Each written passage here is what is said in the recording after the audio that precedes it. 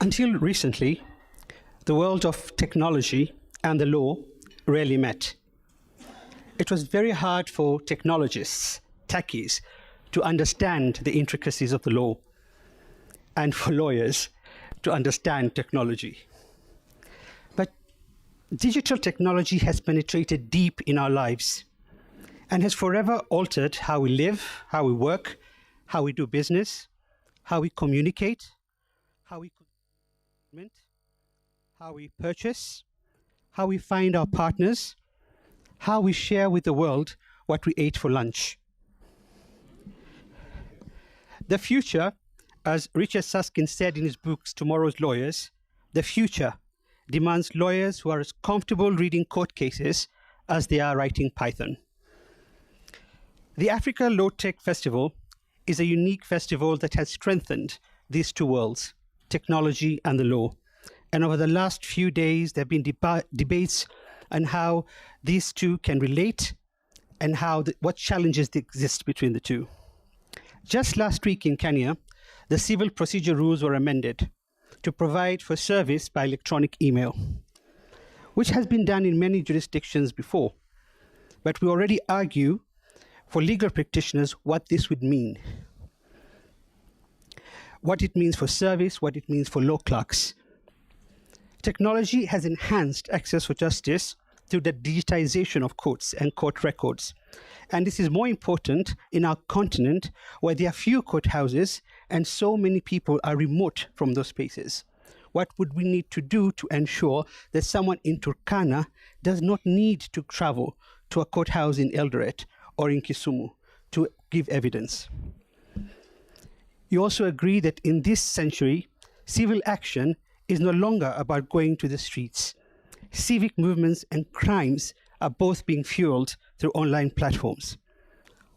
When the Bill of Rights was first codified, freedom of expression and freedom of assembly was about working in physical spaces.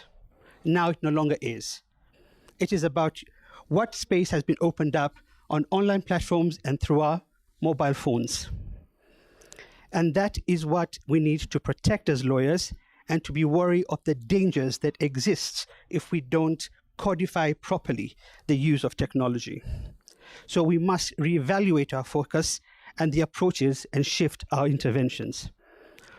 There are many legal dilemmas in the space of emerging technologies. There are many legal black holes, and there is need for techies and lawyers to debate the necessary changes and disruptions that will reflect modern reality. The balance between the right to privacy, surveillance, data collection, production of evidence, and all the other things that we need to do to ensure an open space and an open society.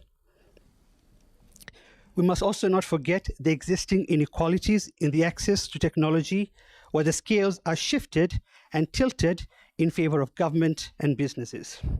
And we cannot ignore that this is likely to exacerbate the circumstances of the marginalized, whether they are marginalized because of their gender, their economic status, their disability, or the part of the world that we come from.